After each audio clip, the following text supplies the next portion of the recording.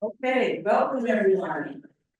Welcome to our landowners, our stakeholders, our community residents. Welcome to MAGSA's Vision Event 2025. This is a time when we look back and talk about what we worked on last year, and then talk about what we plan to accomplish this year. So first, I want to look back. Last year in 2024, the regulators and legislators in Sacramento throughout the state celebrated the 10th anniversary of the Sustainable Groundwater Management Act, also known as SGMA. I remember those early days. I worked with a lot of GSAs, including MAGSA, on their formation and their communications. There was a lot of uncertainty. Landowners were really nervous about their future water supply. Water managers were scrambling to figure out how they were going to implement this new law. And on your behalf, during lots and lots of meetings, you had landowners who stepped up, which was once called the white area, but now is MAGSA, to make sure that you were properly represented. And that MAGSA leadership made a lot of very important and I think smart decisions back in those early days. First, they were one of the first groundwater sustainability agencies in the region and even in the state to understand the importance to be able to self-fund their groundwater initiatives. I'll never forget a moment. It was at a board meeting in April of 2018 when MAGSA was talking about how they were going to fund the agency. MAGSA consultant was presenting the budget and also presenting the approximately $16 an acre that they would use to fund the service area and the landowner and this agency. At that time, one of the landowners stepped up and he said, we need to increase that budget. We need to have funding for legal defense. Landowners knew at that time to have a successful, viable groundwater sustainability agency was to their benefit. They knew being a groundwater only agency, they were going to have the greatest challenge. The next smart move that MAGSA agency made in their leadership was to hire a full-time general manager. And I really believe this was an inflection point for MAGSA. I saw in real time how having a full-time general manager positioned MAGSA to be effectively representing their landowners and moving forward with their projects. A clear example of this was when the attention and focus was given by your general manager, Matt Hurley, on overseeing the drafting of the groundwater sustainability plan. This positioned MAGSA to have an approved plan with the state. The groundwater sustainability agencies that currently have a failed plan at the state, their landowners are facing SGMA related fees from the state.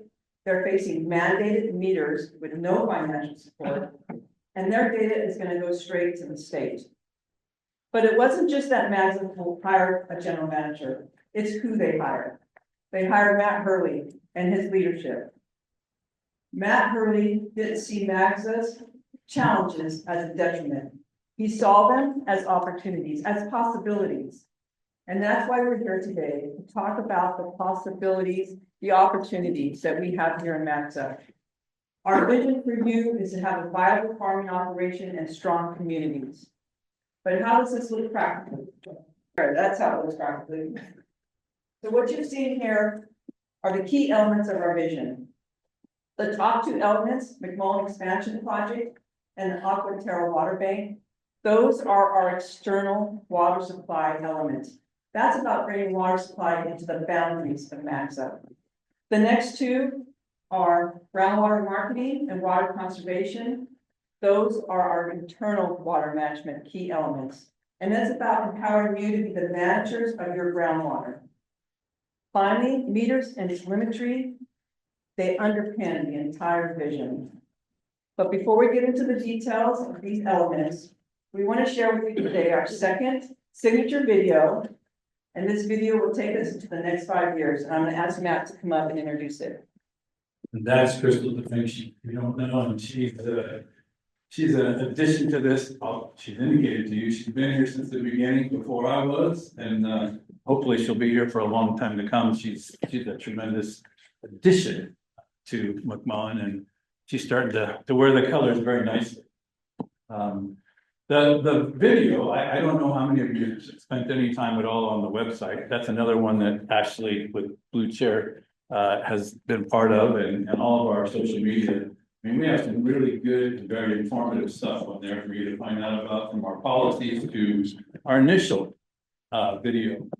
Daniel's back there. Daniel was a star in our initial video back 5 years ago, believe it or not, Daniel. And so we decided that, you know, in order to keep up the tradition and to kind of keep up with progress and to remind everybody about where we are and where we're going, that we would do a reprise to that, have a second video that y'all can watch and kind of get the same feeling that we do every day about being part of this and making, hopefully, the future successful for all of you and with the least amount of impact from Sigma. So with that being said, I think we can go ahead and dim the lights. Around here, we show up. Always have, always will. Farming is more than what we do. It's who we are. Jalen Ranches started with my grandfather. My girls are currently farming with me, so it's generational. It's honestly a great feeling every time I'm eating my almonds. I'm like, wow, like we did this. We're part of the many people that provide food to the world. We're on a journey to groundwater sustainability with everything on the line, not just crops, livelihoods. Early on in Sigma, there was a lot of uncertainty with growers. We're like, how do we do this? How do we grow food without water? How do we reduce the amount of water that we're using? How do we keep the crops alive? They felt that they were going to be out of business, that their children wouldn't be able to continue to farm the ground that they've been farming for generations. And I said it then and I say it now, it's over my dead body will anybody be asking our McMullen landowners to involuntarily retire land. So that puts the onus on me and the organization to make sure that we do everything within our power over the next 15 years to make sure that that's not a result that they have to live with. The question is, what does it take? It takes everybody putting their heads together.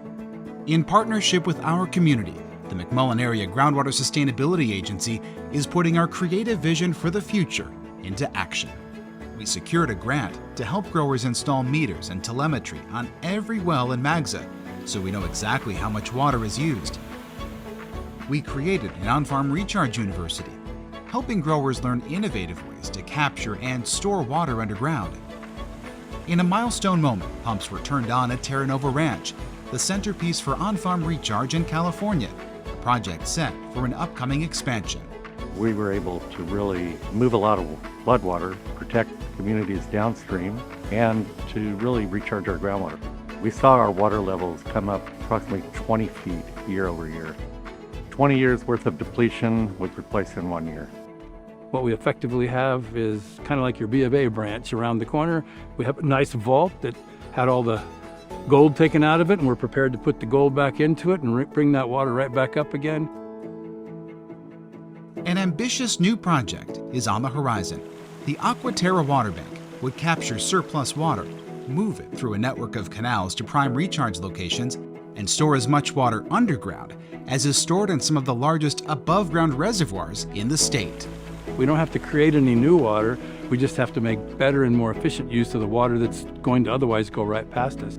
With the implementation of that groundwater bank, that could very well be the solution not only for McMullen, but for the entire sub-basin and even the region, the 100-mile circle around Fresno. The task at hand is great. Retire 3/4 of the total groundwater overdraft in the King sub-basin.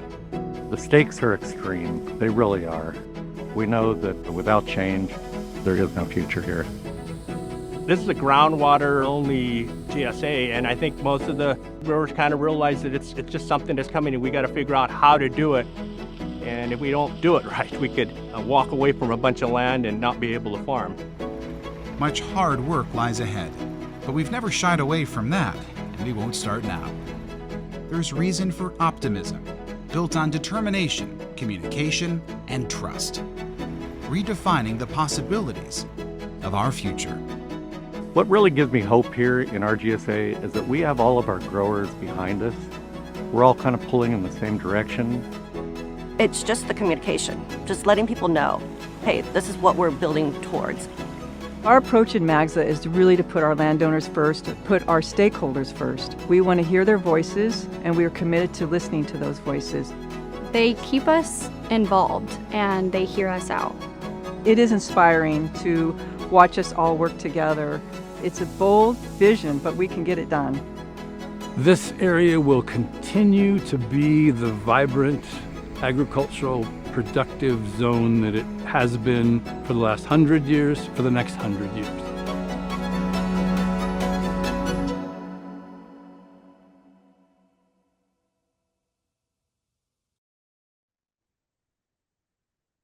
All right. I want to specifically thank all of the growers that were in this video. Thank you for allowing us to just hear your thoughts on MAGSA, on the future of agriculture in the region. And we want to give an opportunity to have a panel up here. So I'm going to invite Crystal and Matt and another Matt and his son Bradley, and we're just gonna take a time to talk through some of the topics that are likely most top of mind for many of you.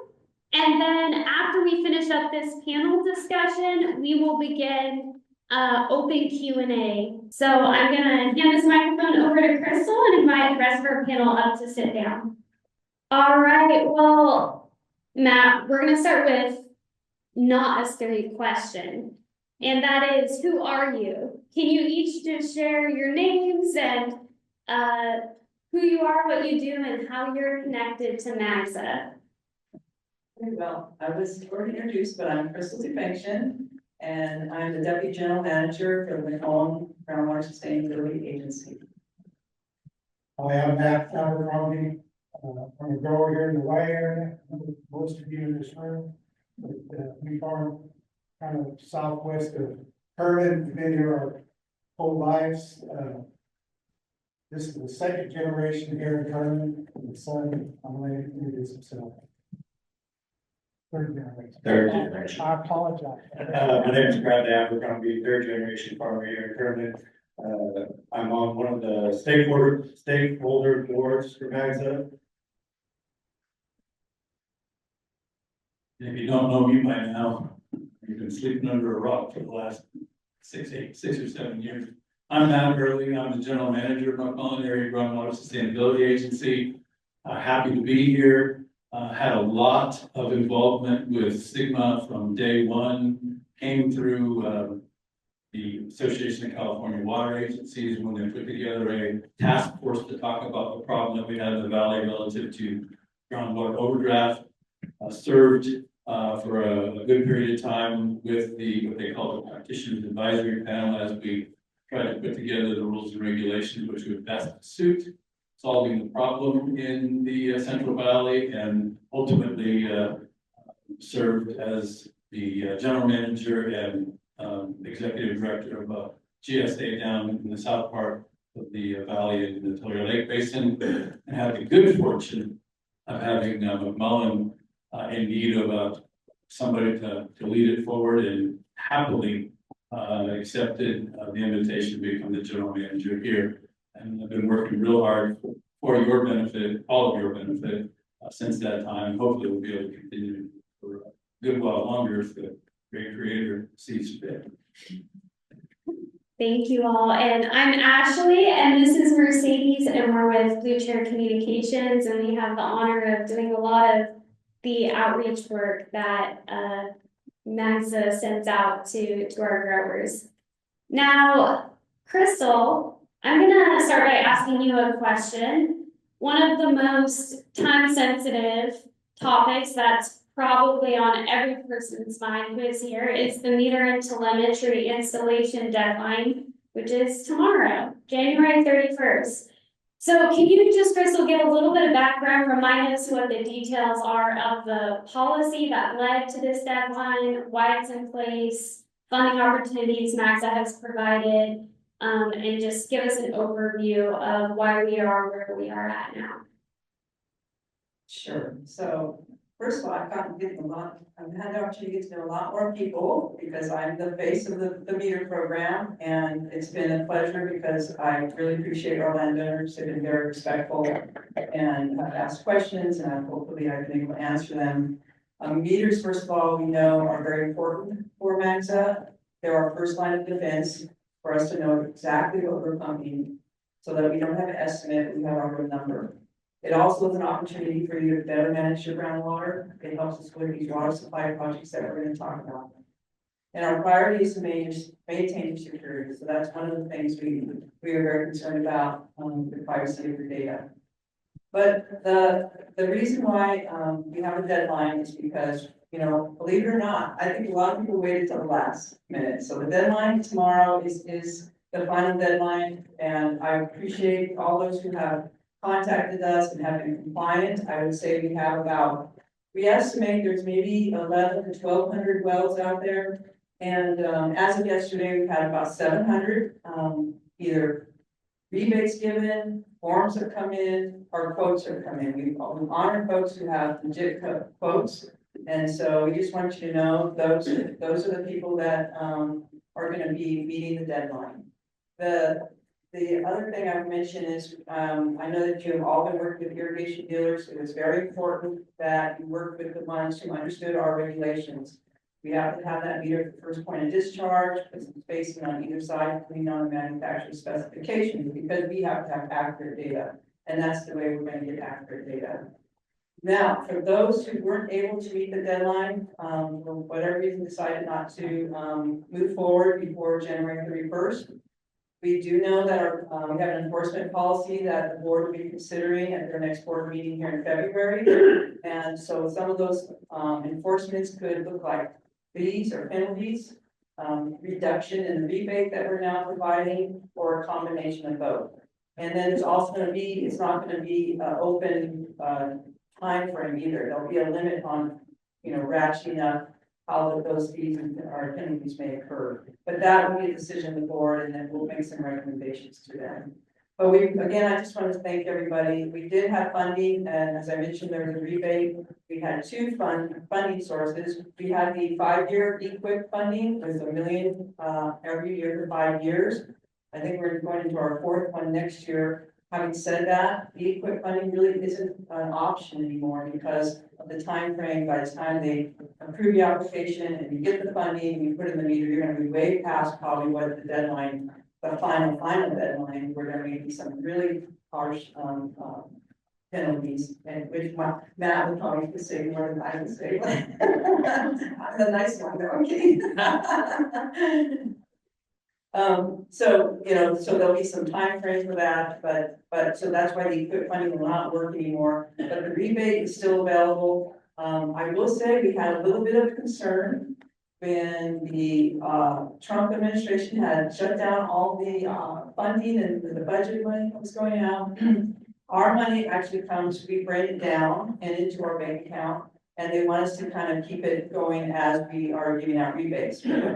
We're not supposed to take it all back at once, but we took action last week and we brought it down, and we brought most of it down into our bank account so that we could make sure we could get as much funding of the rebates out to our landowners. We're actually trying to calculate if we were going to be cut off, how we were going to deal with, you know, the rebates. And, you know, fortunately, those again met January 31st deadline.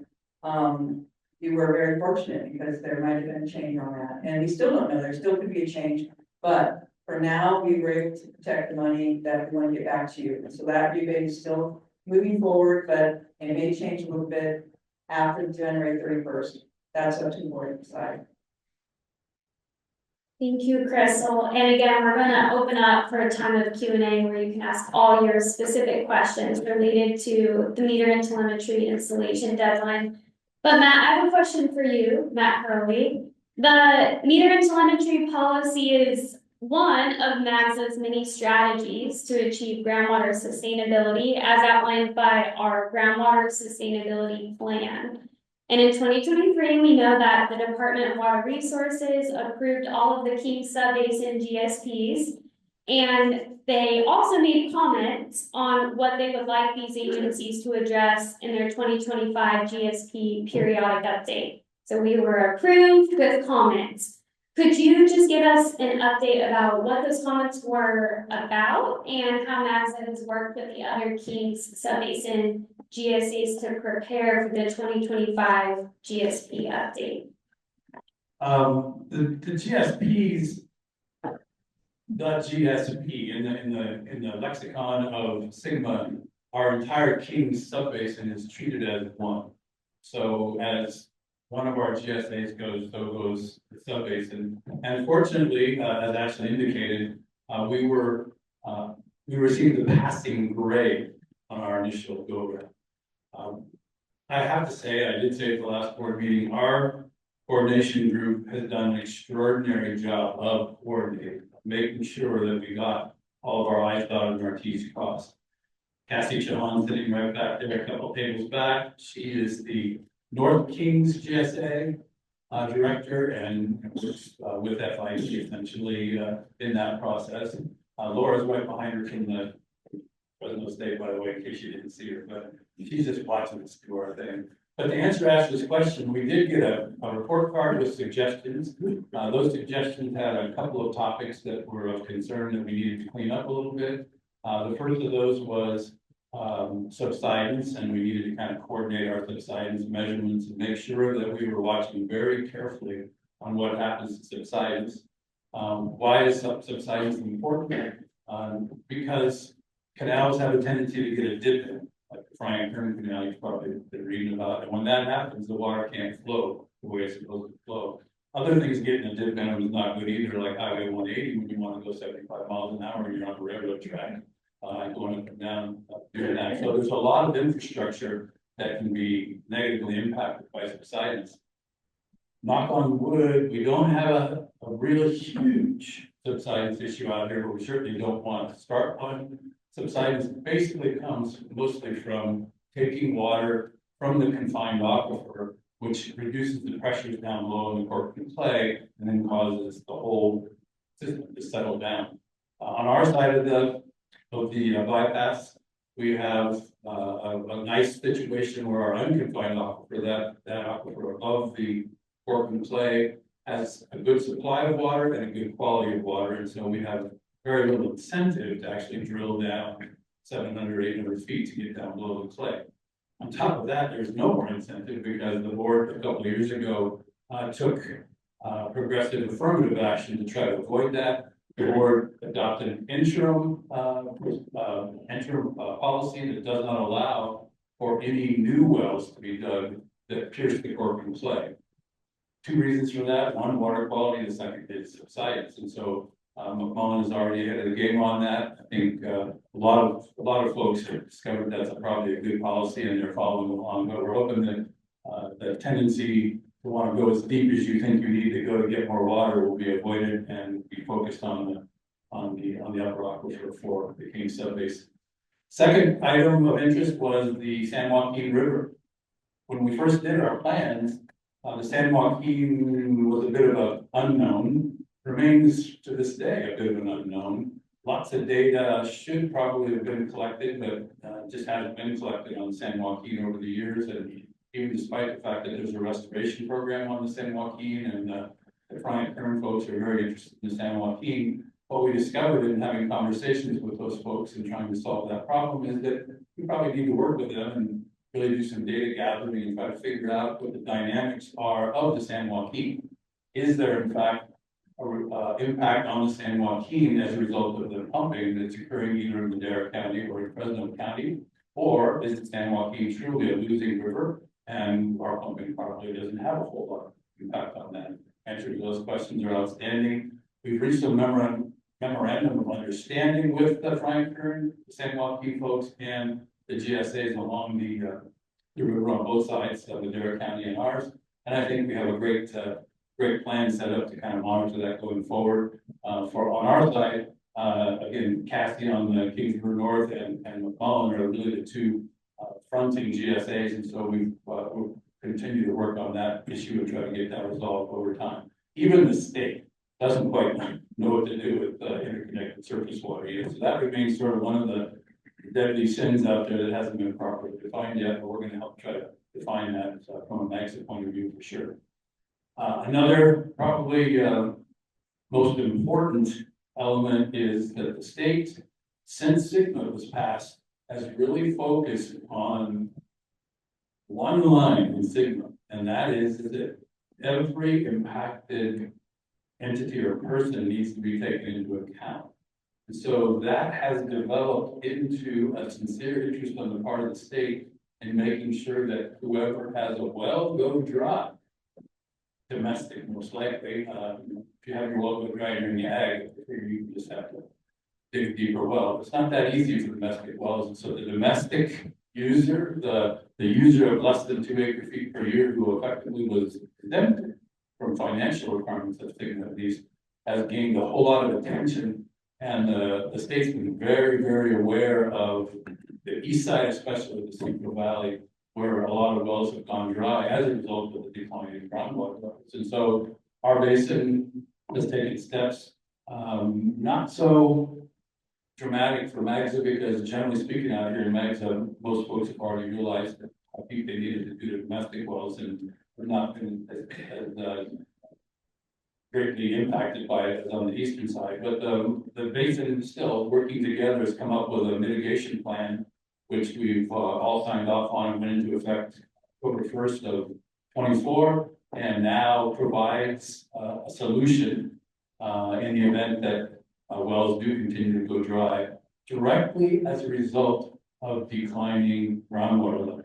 Not when they break, not when they crack, not when they, simply are, just having trouble with their motors or their pumps or whatever, but it has to do with a direct correlation with the declining groundwater levels. So that's out there. Could be a fairly expensive venture, but the sub-basin is taking steps necessary to try to get those issues taken care of. Okay, so those are the planned issues. We have until tomorrow to update our plans again. We're absolutely confident, I know Cassie is, and I am, that we've got that taken care of. In November, the McMullen board went ahead and approved the revisions that we needed to make in order to satisfy the DWR requests, and we took care of that and had that done in November. I think the rest of the sub-basin has been approving their revisions all during the month of January, and we're absolutely confident that we'll submit that plan.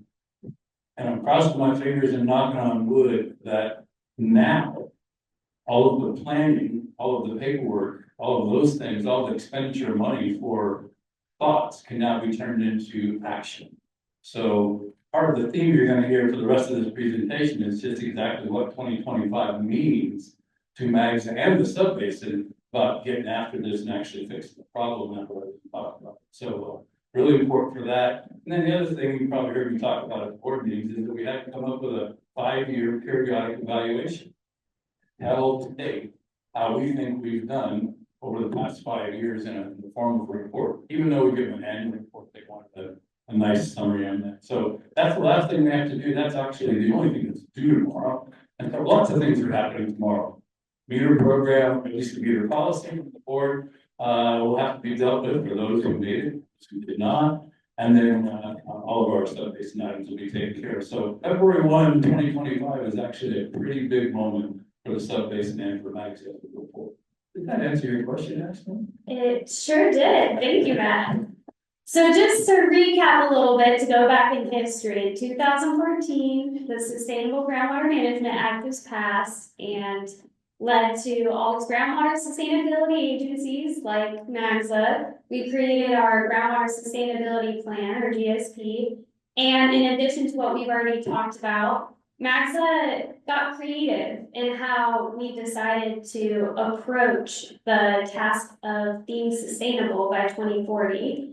And 2 projects that were listed in our GSP and were mentioned in the video earlier were the Aquaterra Water Bank and the McMullen Expansion Project, both supply side solutions bringing water into the region.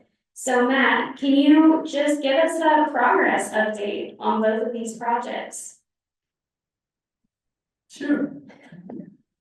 two really good projects. Got to give a lot of the credit for the expansion project to Don Cameron. Kind of had a must have been prescient in his approach to groundwater because he lives out there along the bypass and was scratching his head over the 45 or so years that he's lived out there, and he kept seeing the water go by during white years and thinking, this doesn't seem like we should probably figure out a way to get that water off of there and into the ground. And so he did, in fact, well ahead of Sigma, begin to plan for what is now referred to, of course, by everybody as the Terra Nova project.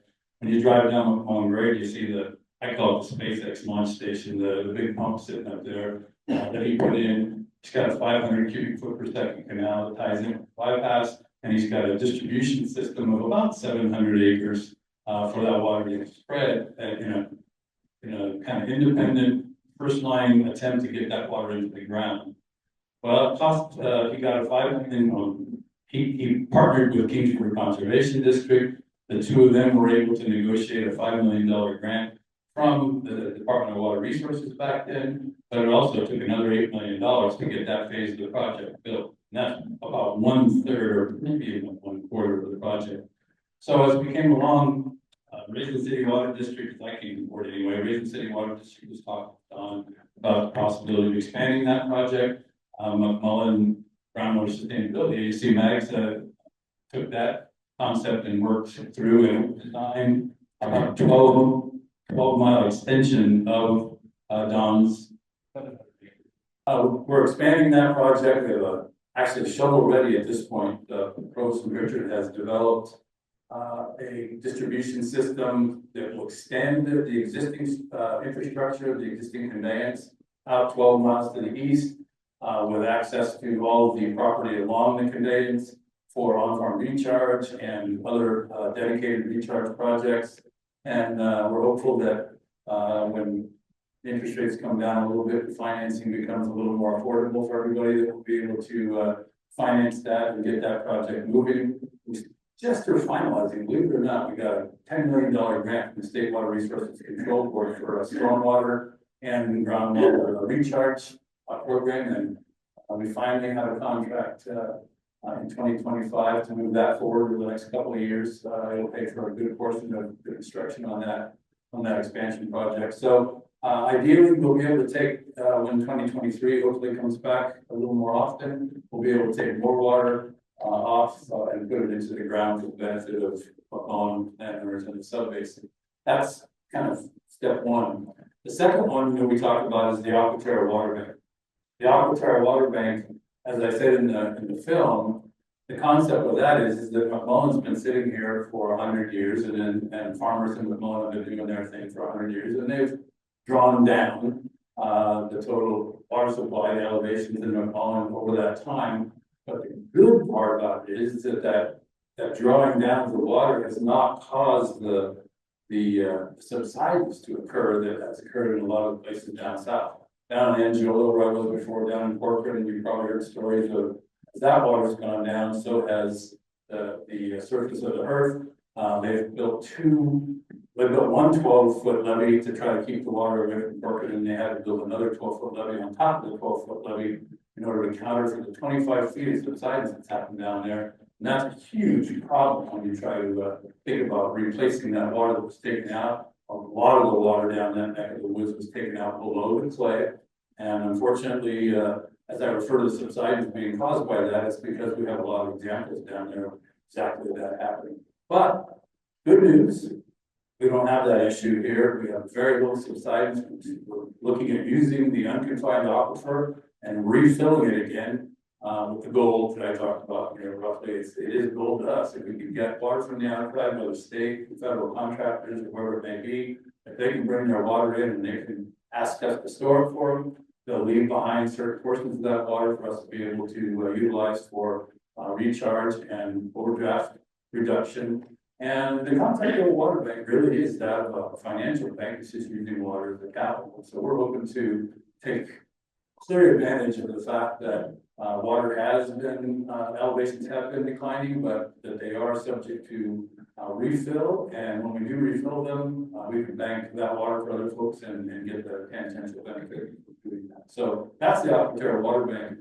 And I did say in the movie, and I say today, is that I do believe that for the entire sub-basin and potential partners in the sub-basin, hopefully FID and North Kings and all those folks will be part of that evolution as we go. Westlands, all of our neighbors, at least in our Mendota Pool cul-de-sac, will be able to make that happen. And then, of course, the 100-mile circle around Fresno for agricultural generally. I think if we can get that full quantity of water into McClellan that we think we might be able to put in, it will be a huge balancing of the roller coaster of allocation between state and federal project between 0 and 50%. Hopefully get it stabilized at around 50%. Do some projections to at least provide 50% stable allocation going forward with a nice water bank irrigation. So that's what those two particular projects are. The answer to your question about the status, like I said, the expansion project has several already biddable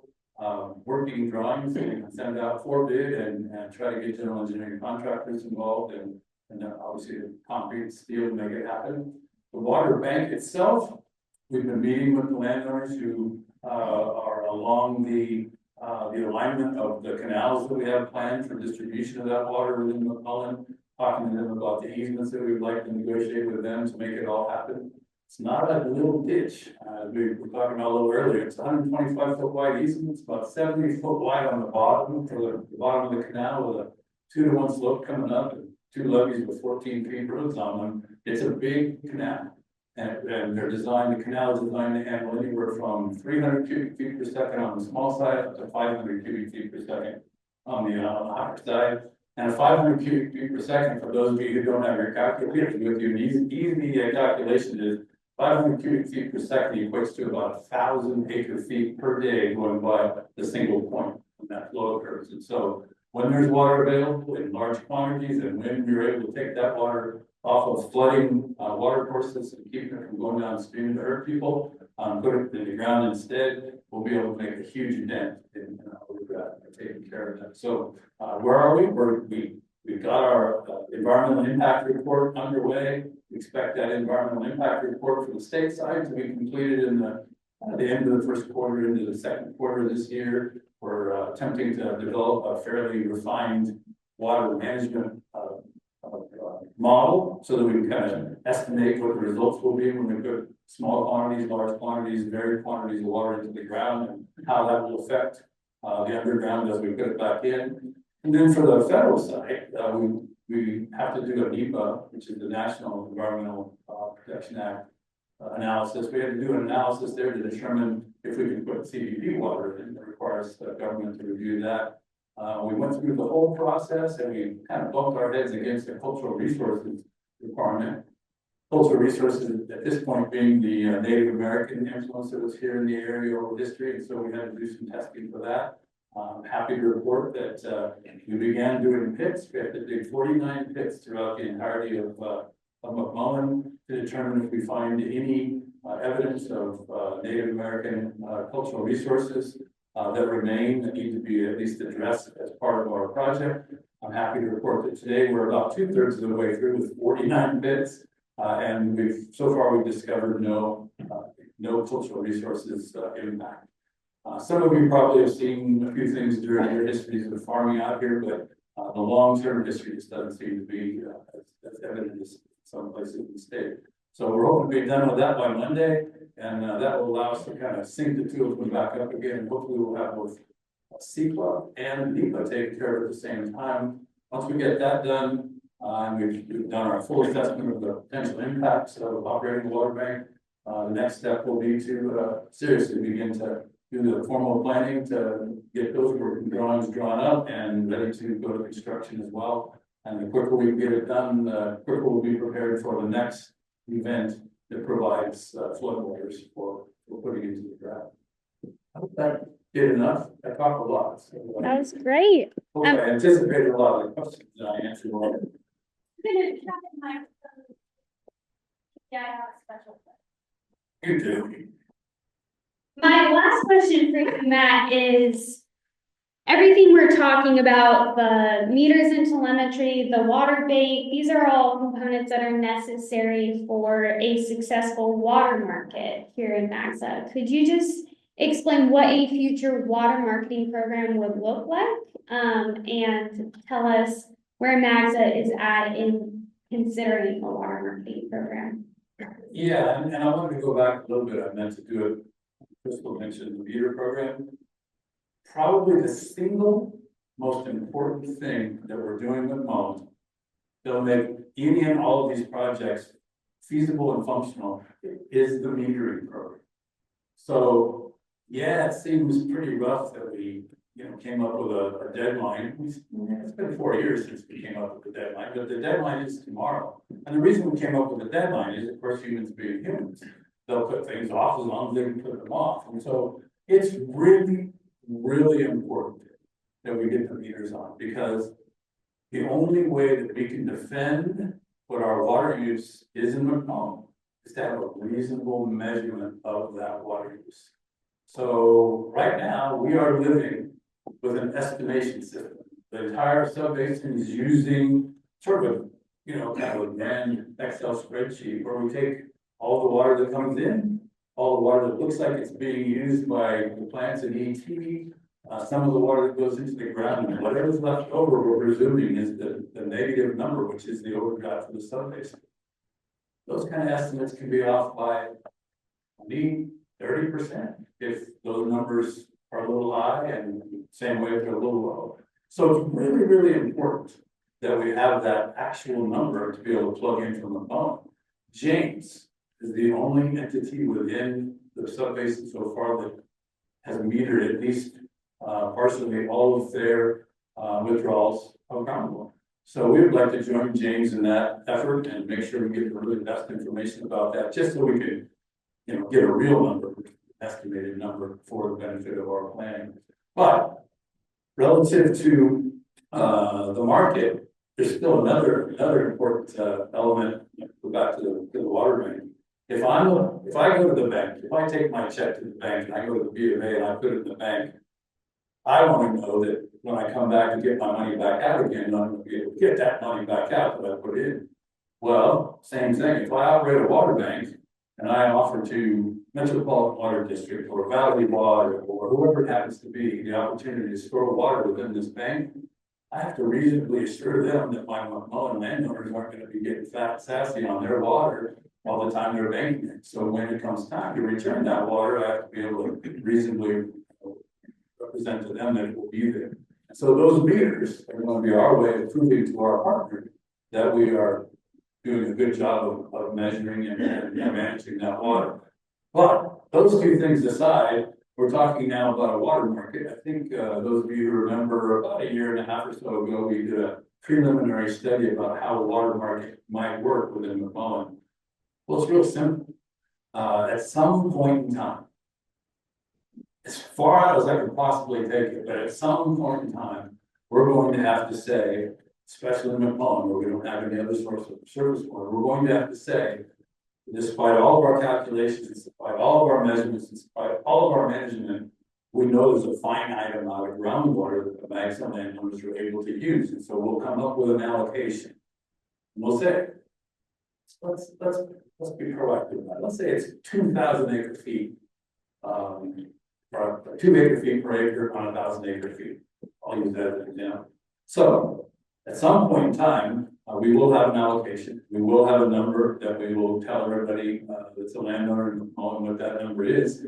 And that'll be the allocation of the groundwater, that your portion of the groundwater that sits beneath McMullen. That'll be an important first step, because then okay, I've got a crop that requires 2,400 acre feet of water in a season. I only got 2,000 acre feet. How am I going to cover the other 400?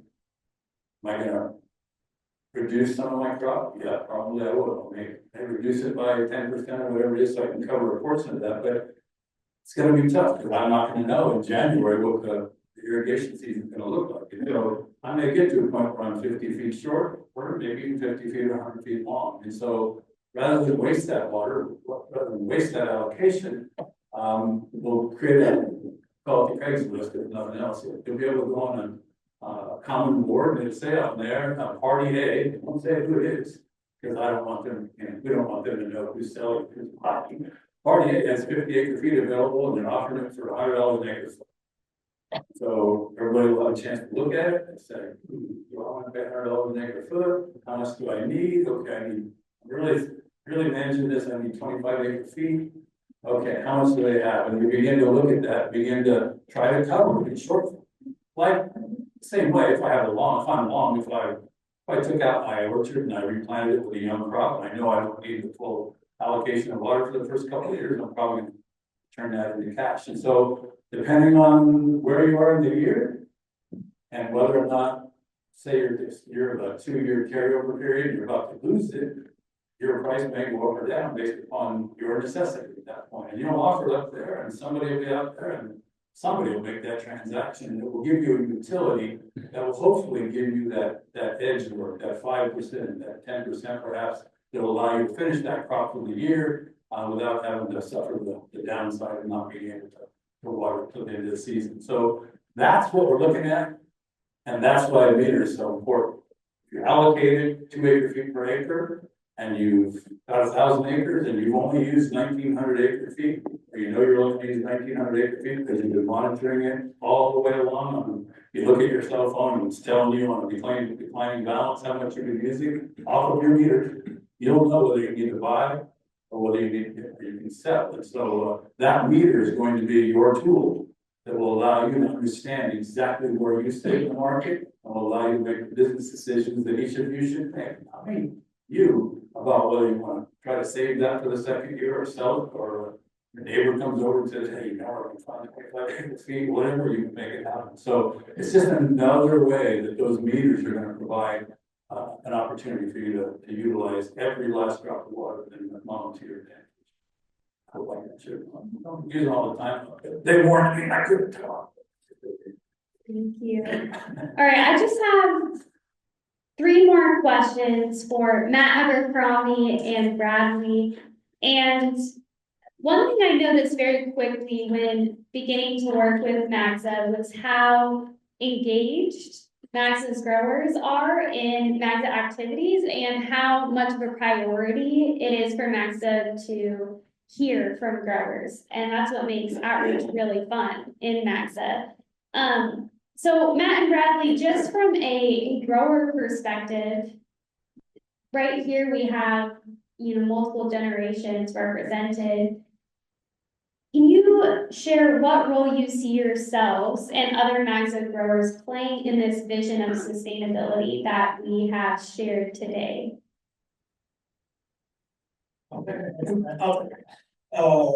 To be sustainable in MAGSA, all growers have to work together. We gotta get the meters on so that we know how much we're pumping. And when we do get water and the canals come by, it might not be at the right time in the year. It's probably gonna be when we want to spray. It's probably gonna be when you're maybe even in harvest time, and you're gonna have to take that water and figure it out. To be sustainable when it's available during wet years, we're just gonna have to take it. Dry seasons come, they're gonna last years, like they always do. And we're gonna pump. You're gonna turn your pumps on, you're gonna pump and pump and pump. But eventually, we're gonna have to take the water. Another way to be sustainable is there's meetings. People need to come to the meetings. There's information out there. They talk about grants and this.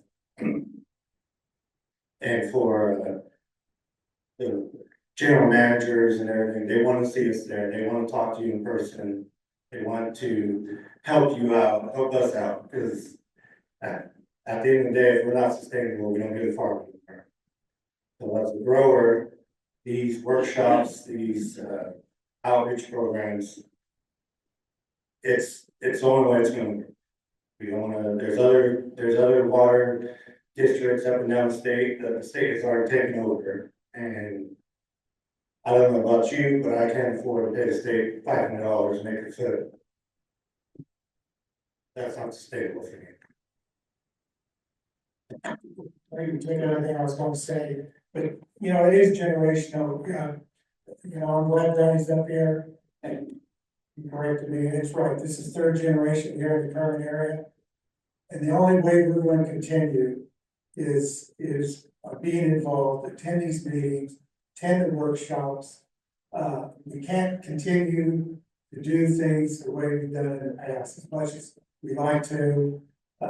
We have to become a lot more efficient in our water use. Right now, with these meters, you know, I'm looking at energy efficiency. PG&E's going up. I don't know, they'll get 2 or 3 increases this year. So besides being efficient with my water, I can be efficient with my energy. I'm not gonna be able to stay, you know, be farming here in the next few years.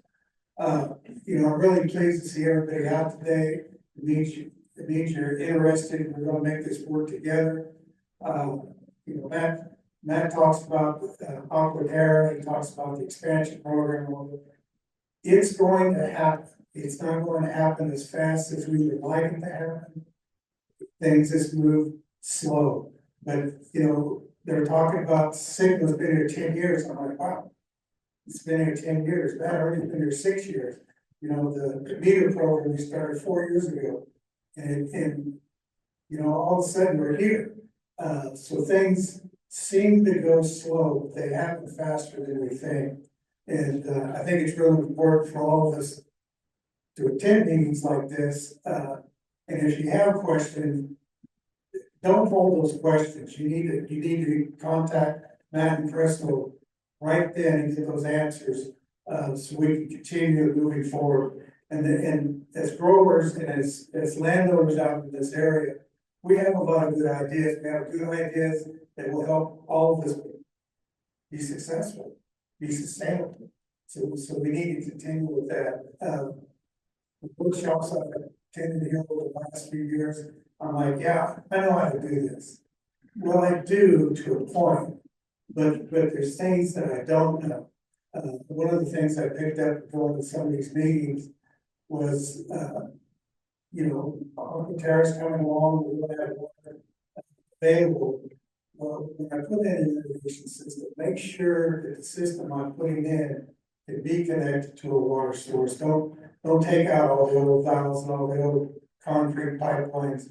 Leave them in, because somewhere down the road we're going to need those. You know, the drip system, the sprinkler system being real efficient, that's great. But keep those old pipelines in, because we don't know when we're going to need them. And I just got a feeling here in the next few years, those are coming real handy. So I think I've been off topic, Ashley.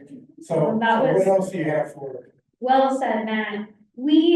You already mentioned some educational programs MAGSA has created, like On-Farm Recharge University a couple years ago, and this last year we started the Grower Irrigation Academy with Fresno State's Center for Irrigation Technology.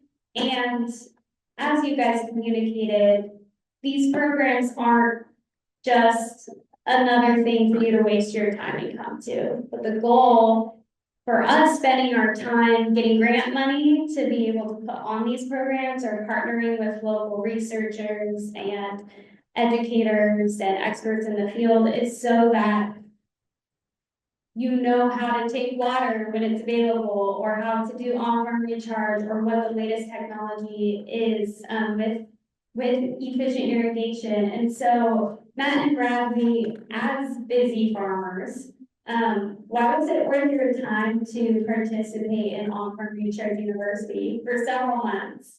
You guys came to pretty much every meeting. Why was it worth your time? And why would you encourage others to participate in these educational workshops? So, you know, like I said, which you all know, we've been doing this for a long time, and we think we know all the answers. And we do have most of the answers, but went to these events, and they're just little things that we can do that makes us a little bit more efficient. You know, we're talking about meters and telemetry and all this.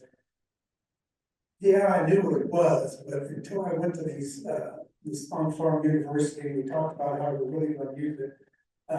I didn't wholly understand it, and now I do. And now I know how to implement it. So I'm going to be as efficient as I can with my water, my energy. You know, if, like I said, for now, we're planning on new irrigation systems. We're planning on for recharge. We're building our systems that we can take advantage of this water when it comes. We got, you know, it sounds silly, but I'm a visual person. I like to go on field trips. You go out there to Don Cameron's Terra Nova project. You know, yeah, you've heard about it, but until you get out there and see it and how it's operating, you really don't understand how beneficial it is. We took a trip up north, I think to Chacha or somewhere, where a gentleman's been doing this recharge for a few years. And he talked about how he's rotating his crops so we can take advantage of this water anytime it comes.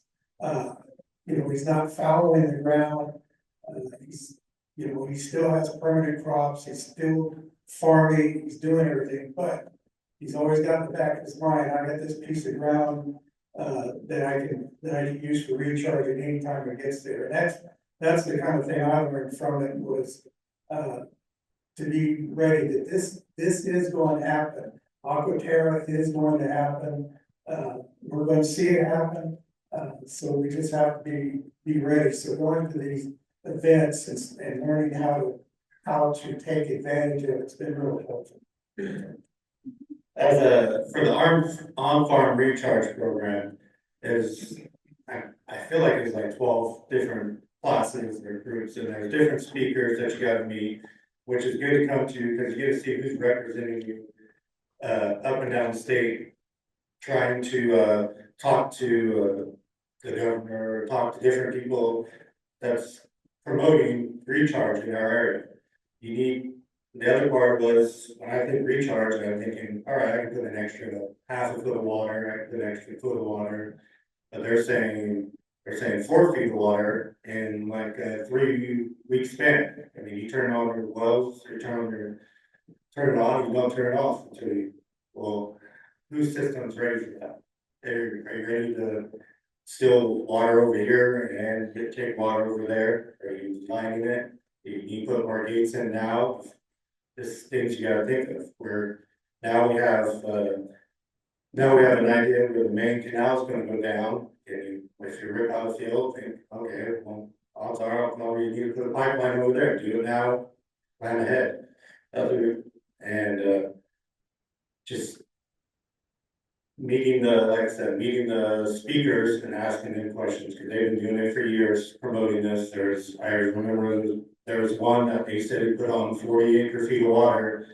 It was only like on 16 acres. A farmland, but you put 40 feet of water on it, and the next year everything seemed fine. But for 5 years, he kept putting on 20, 30 feet of water. And that just blew my mind. So that's why I got on from recharge. We have a survey that would be so helpful for every MAGSA grower and stakeholder to complete. We'll send it out via email too, but you can scan that code. And really, we're asking a lot of questions about in these future educational programs, what are topics that would be really helpful for you to hear about? If we're going to get experts anyways out onto a field, what do you want to see? What do you want to learn about? But then we also have questions about the best way to communicate with you, communicating in different languages. So if you could take time to fill this out, it would really help us this year to better communicate with you. Can we just give a round of applause to these guys? Now, I want to be respectful to all of your time. We're running a few minutes behind, but we want to leave a time for Q&A, and our panel will answer your questions. All right. We have a question right up front. The question was, there's a series of wells along McMullen Grade that belong to the James Irrigation District. And is there anything being done to, his words, cancel those agreements to perhaps balance things up between James and McMullen? The answer to your question is there's multiple things being done. As is the case in California and the rest of the world, people can sue each other, right? And so there's lawsuits involved right now in various stages between James Irrigation District and McMullen. That's as a former lawyer, or I guess as a recovering lawyer, that's what I call myself. As a recovering lawyer, I don't think that's the best use of time or money, your money especially. So we've been involved, we being the board and myself and James's board and Manny Amrelli, their general manager. We've been involved in a series of conversations, negotiations to try to come up with a methodology by which their interests can continue to be served as can ours. And that has a lot to do with the water bank, has a lot to do with how we might operate storage on their behalf, and quite honestly, how we might be able to coordinate and collaborate relative to water, flood water, especially coming down the Kings, and other water that they have access to, so that we can kind of balance that all up. So it's, you know, I will borrow from the State Water Resources Control Board's Water Rights Division. It's complex, and the whole area in the King subbasin is very complex. But I honestly, I say this all the time. I may be a Pollyannish guy sometimes, but I believe the glass is half full, and I believe that we are relatively close to reaching an agreement that will be mutually beneficial to us and to James, that will help us balance up those wild swings in the water going in and out of the phone. So I hope that's enough of an answer for you. Some of it I can't get too detailed on, but I can promise you we're working on it every day. I have another question. Okay. For years, FID has complained that we're stealing their groundwater because it flows to the southwest. And wondering if we've had any discussions with them about the possibility of getting surface water from them, so that eventually we reduce the amount of water that's being lost in their district coming into ours. Magic 3 letters to our east, FID, I think was what you indicated. Actually, it's FID, it's consolidated, it's everybody who's east of us and up gradient from us, as water makes its way by gravity, one of my favorite words. I know Kathy wants to throw something at me every time I say the word gravity, but I do believe that similar to James, we as a subbasin do need to work together to solve our own problems. We've done an excellent job of it so far. There's been some historical inability to communicate that I think we're working very positively towards overcoming. To answer your question, yes, Cassie's been meeting with us, Bill Stretch, the FID folks. We have an opportunity once a month to get together as a subbasin and talk over these issues. Quite honestly, the water bank, if we can make a successful water bank, if we can bring up the elevations of the water in McMullen, that's going to certainly reduce the pressure, which causes the water to perhaps run a little faster.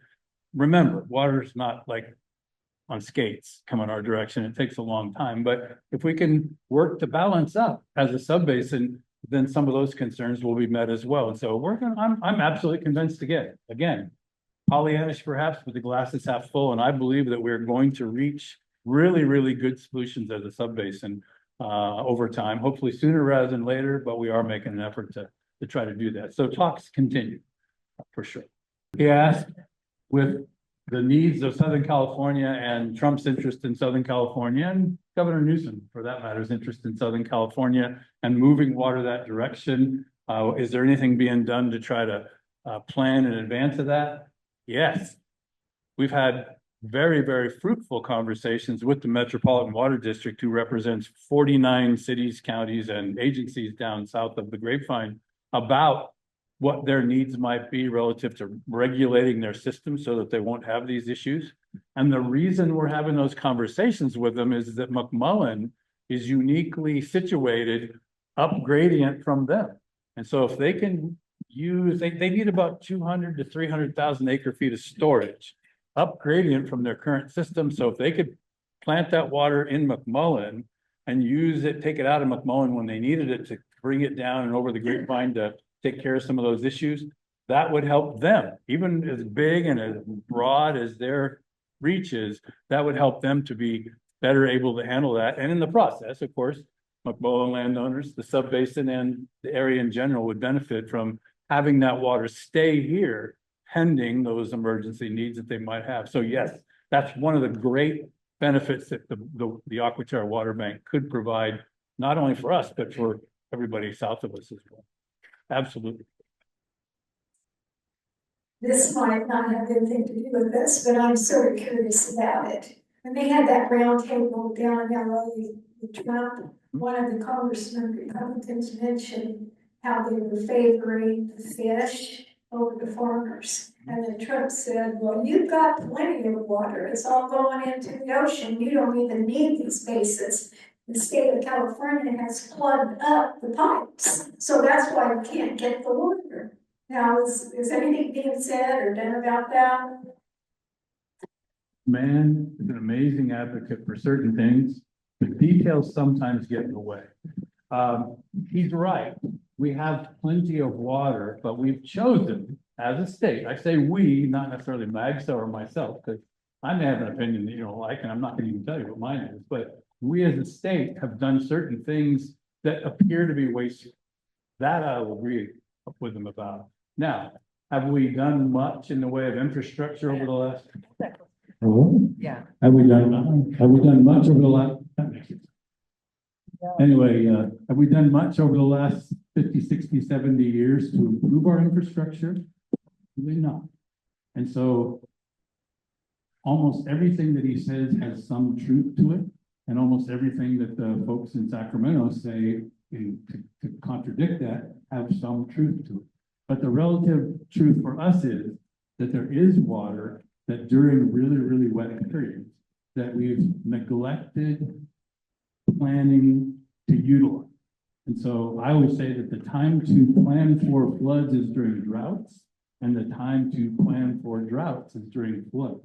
And if you allow yourself to think that you have a problem up until the point when there's a flood comes, and then you relax and say, well, our problem went away, no reason to work on that, then you're always going to be behind the curve.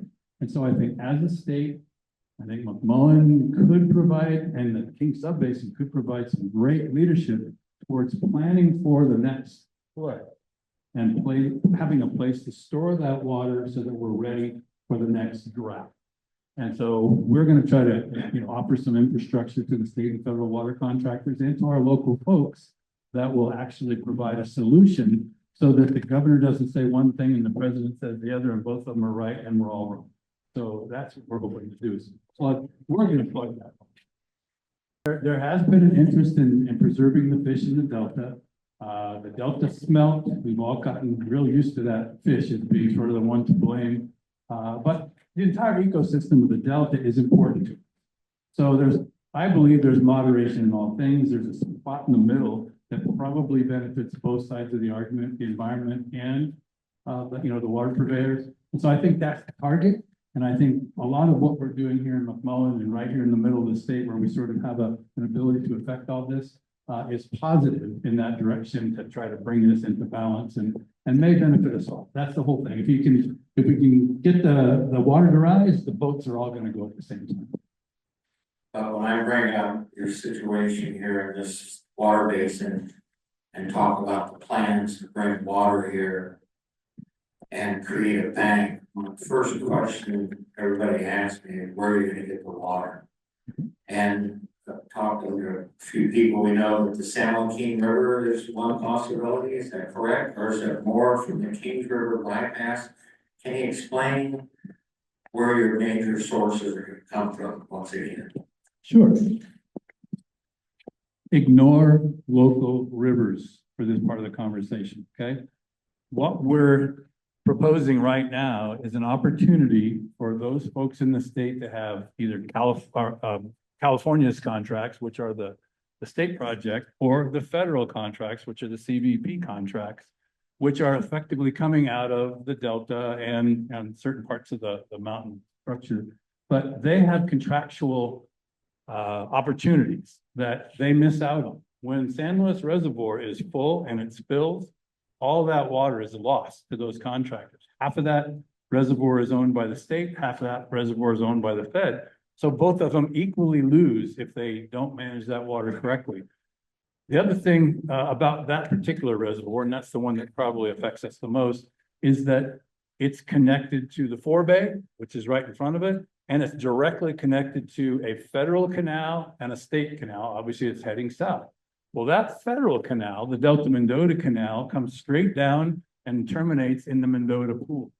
The Mendota Pool, fortunately for McMullen and for the subbasin, is directly adjacent to us.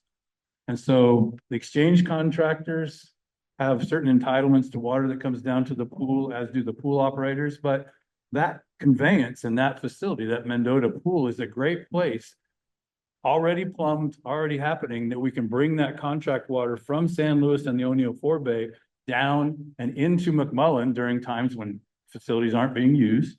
And then during the dry times when they need to bring it back out, obviously the facilities won't be used there either because the water's not coming. We can put it back in for them. So the answer to your question is the prime design is to take that state and federal water that's available in those wet years. You've heard of 215 water, you've heard of Article 21 water in each of those programs.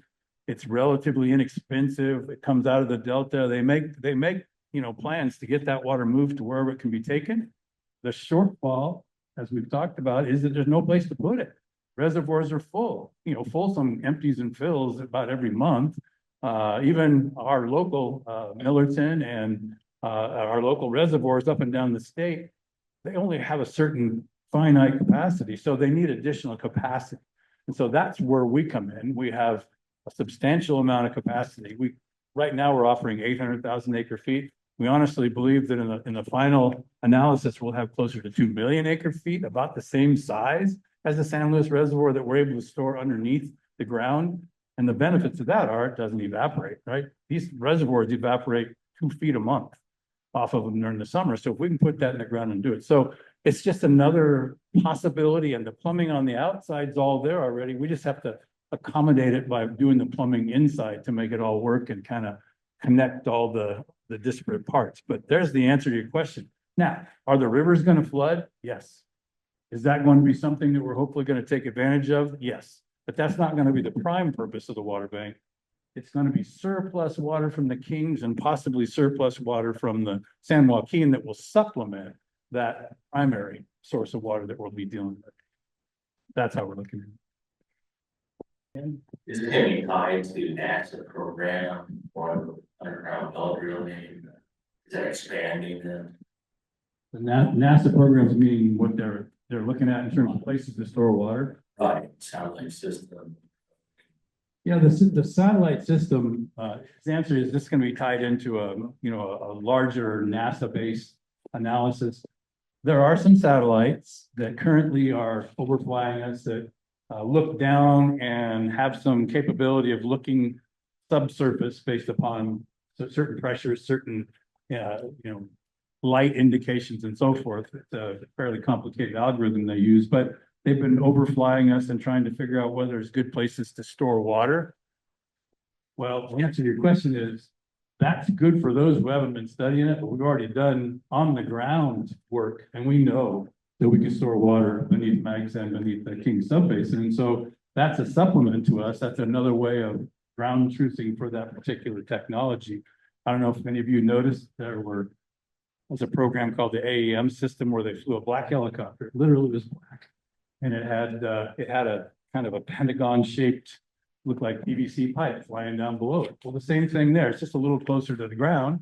They fly along and they supposedly can do some work that goes down about 1,000 feet that will help to determine if there's better and worse places to store water. Again, all would be supplemental to us. We've already been drilling, we've already been calculating, we've already been looking at the soils below the surface.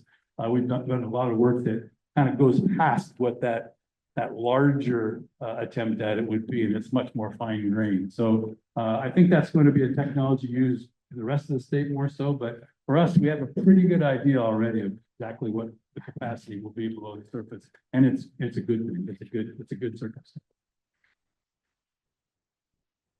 Michael, you talked years ago about, you touched on a little bit about the Extension of the conveyance system. And from Terra Nova, there's the talk about going across Manning and then going up by Reed Parishums place of that. How far off do you think that is now? Do you have a better idea when something like that might happen? You mean the one that's kind of heading for the west side of the Almond plant? That is correct. Imagine that. That is part of the water bank. That is part of the conveyance. We have made very little change in the layout of the conveyance in that particular area. So Don Cameron's project right now comes up just short of Manning. It makes a left turn and heads west, and he distributes water out that way.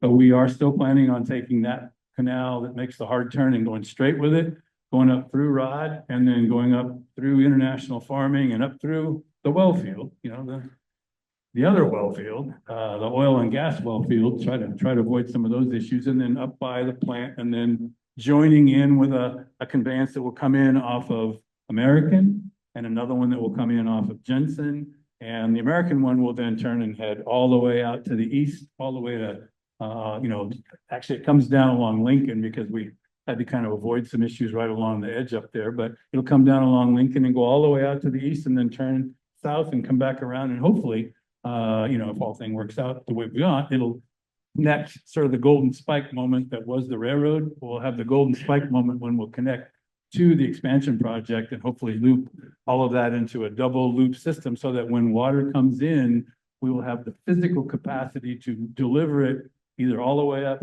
by Portos in the north, or all the way out to the southeast by Raisin City and Carruthers, to put it into the ground in the most advantageous place for us. But that canal is still intended to come right there to the west of you. The answer to your question on time is that once this environmental review is complete, and if we can dodge any bullets that people try to throw at that environmental review and certify it with the ability to move forward, that's a huge kind of a leap for us. If we can get to that point and we can have all of those impacts addressed, and we can move to an actual design that will allow us to do construction work, we're going to go as fast as we can. And that could theoretically occur as early as 2026. Yeah, Jack.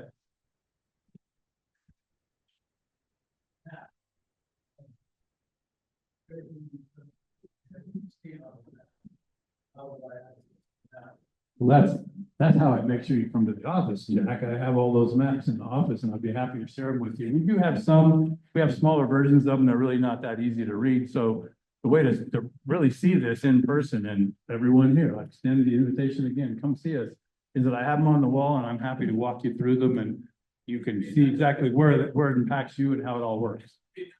We're okay with that. We've actually had a few landowners who like to put it up on the wall and be reminded of good things that are coming, because sometimes the news isn't all that great for farming these days, and so they like to think something positive. So we've done that for them, but we can get you some charts if you'd like to show you generally how it all. It shows the entirety of McMullen. We call it the purple dragon. Once you see the purple dragon, you'll know exactly what we're talking about, and it's the entirety of MAGSA, and you can see exactly where we're planning on moving that water. If you send us an email, we can make almost anything happen. So you can contact us via phone or email. Ashley's a social media person, and that's true. So I'm gonna try to tie my questions together. Appreciate all your guys' hard work, obviously. Aside from these two projects, when you were talking about the water market, you had mentioned that at some point in time, we'll know some sort of an allocation, and obviously you've got estimates right now on overdraft. But with the metering data that you're gonna collect, one question is, can we have access to the data that you'll collect from our pump so we know what we're doing? And then is that gonna be shared back with us? And then the second part of that is, once you collect that data, what timeline are we looking at for data collection so we have an accurate number?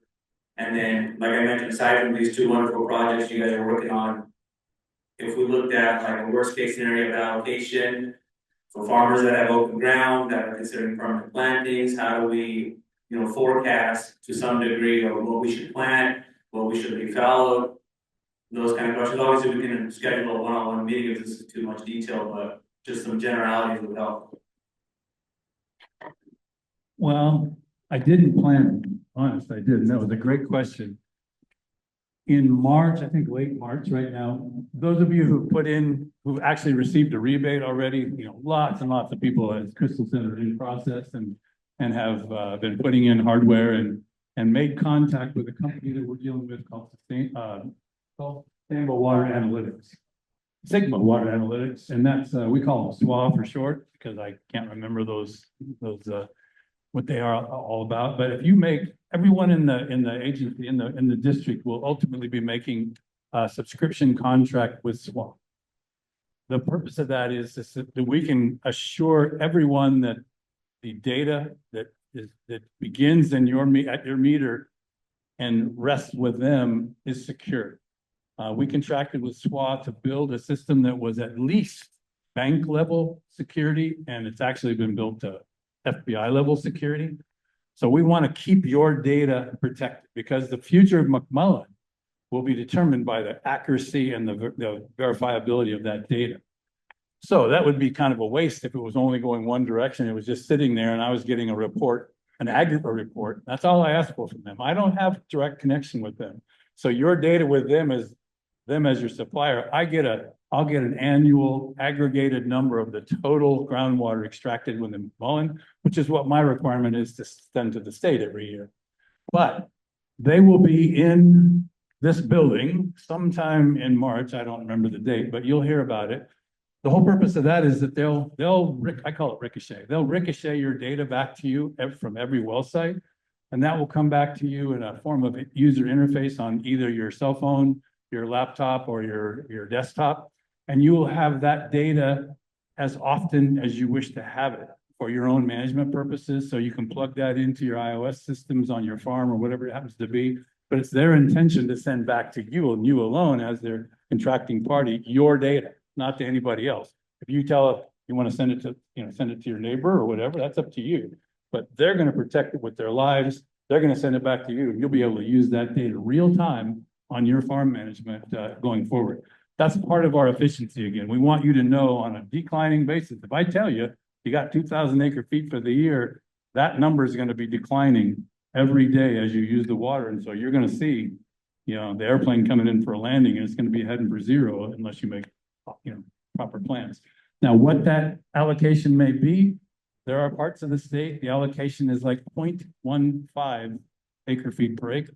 There are other places in the state where it's much higher than that.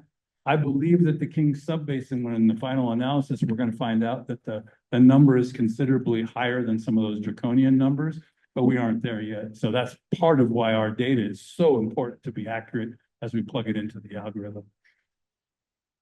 I just was gonna add that I recently had a meeting with SWA because I had similar questions that I wanted to be able to answer for growers, and I was able to see what the user dashboard looks like, and you can export all the data into Excel sheets, compare last month's usage with this month's usage, and they have a lot of plans to build out helpful features for growers to be able to do things in the app and the interface on the desktop. So yeah, there's a lot you'll be able to use as a grower.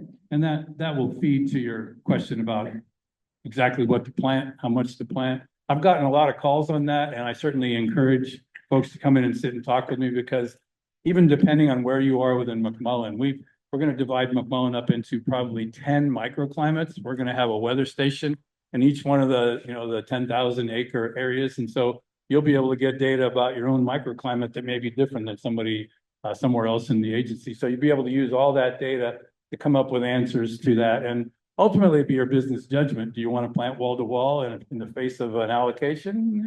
If you want to, you can. I'm not going to tell you you can't. I'm just going to enforce the amount of water you use. That's my job. So I think it's all going to be a partnership between us as we plan forward. And we'll get you, I'd like to see you doing, as I said in the video, I'd like to see you doing as much as you can. And I'm hopeful that what we do to counteract the overdraft will allow for you to continue actually farming just the way you are now, if that's possible. That's the ultimate goal, if we can get there. Question with the allocation. Okay, all things go well and you get your 2 million settlers reservoir underneath our area here. How's that gonna affect anything to do with the allocation, if at all? Well, here's how it will work. Ooh, yeah, that sounds like I can see. There'll be different parts of that. If for the first 800,000 acre feet, for example, that we sell to some outside folks, it's our intention to have them buy. At this stage of the game, we're offering the ability to store 1 acre foot of water within McMullen for the next however long they want to do it at $750 an acre foot. So at 800,000 acre feet, that's about $600 million. That will pay for 100% of the improvements within McMullen. So we'll essentially have a fully paid for system to take care of their 800,000 acre feet. There will be a leave behind.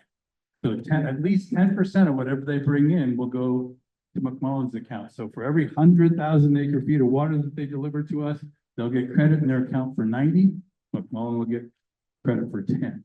Now, if that functions well, and it works out well, and we are able to sell out that subscription in the beginning, which is where we are right now, then the next phase looking forward into the future would be, okay, for those folks who couldn't afford or didn't have the opportunity to buy at $750 an acre foot, they might be able to trade us water. And so they would say, okay, now that you got those guys taken care of, is there any more room besides that? If we do have more room, we'll tell them yes. And that will probably mean maybe the next tranche, maybe there's another 500,000 acre feet. And maybe for those folks, we'll make a deal with them that we'll, for every 4 feet of water they bring in, they'll get back. And we'll keep 25% of that water. And then once you really are slow to come around and aren't the first adopters, we're looking at probably the same type of arrangements that are being offered today in Kern County, which are 2 for 1. So for every 2 acre feet you send in, you get 1 back, and McMullen will keep 1. So the numbers on that, as you do the calculations, would put us in a position where the entire overdraft of the subbasin could be wiped out by the amounts of water left behind for McMullen and for the subbasin. And that would be the ultimate best management way to do it. Yeah, you can go down to Kern County. The trouble is you have to pay about $1 million for the right to store it, and then you have to give them 1 out of every 2. But at least it's some place to put your water. It's a very small, it's a fairly small, couple of 1,000 acre foot water bank. So it's a small one. But these are, water banking is relatively new. It only came around in the 90s. And so even Kern Water Bank has found out there's some things about the way they planned that one that probably if they did it again, they wouldn't do it the same way. So we have all the benefit of all learning from what they did. And we believe we can build ourselves a rock solid place to store water. One of the best things we have, we talked about gravity. I know there's Cassie again, my word gravity, she's gonna throw something at me. But the best part about where McMullen is you can imagine your swimming pool in your backyard. When your swimming pool's empty, you throw the hose in the shallow end, which end fills up first? The deep end. And we are the deep end. That's the hashtag. It's on the back of my car. Hashtag deep end. We are the deep end. And so we're hopeful that the water will continue coming to MAGSA as we bring it up to the entire subbasin and we'll all benefit together. But the deepest part of the water will in fact sit in McMullen and it won't leak.